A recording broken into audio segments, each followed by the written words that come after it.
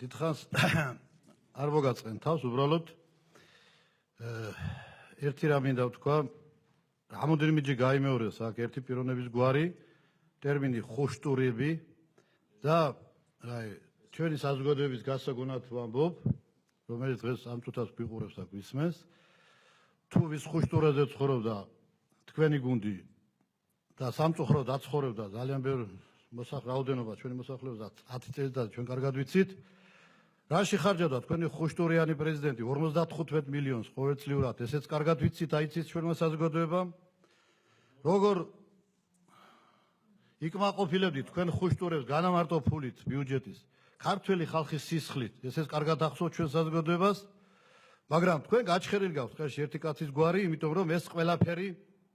წარსულად აქცია დიახ, წარსულად აქცია და ვერასდროს ვერ მოინელებთ. ადამიანი, პიროვნება, რომელიც აშენებს, თქვენ ანგრევდით, ის აშენებს. თქვენ ჭრიდით, ანადგურებდით. ის რგავს, ბატონო. თქვენ იჭერდით ხალხს, ეს ათავისუფლებს. და ეს ვერ მოგინელებიათ. ვერ თქვენ ნახევარ ხელისუფლებას გაქცეულ სხვა ქვეყანაში და თავისთავად ცხადია, დღეს საბოლოო დანახეთ თქვენ ჩვენ საზოგადოებას თავი სამხემდე დავიდა თქვენი იდეოლოგია და ეს სამი ხე დარჩა ნაციონალურ მოძრაობას თუმცა მეტი პრობლემა არ არის ქვეყანაში საკამათოდ ძალიან კარგი თქვენ თვითონ იჭრით იმ ტოტს რომელზეც ზიხართ და რაც შეეხება გახმობას აგერ ქალბატონმა და ჩვენ საუბრობდით მართლა იმდენ საუბრობთ რომ შეძახილმა ხე გაახმო შეიძლება ასე მოვიდეს მაგ ხეებს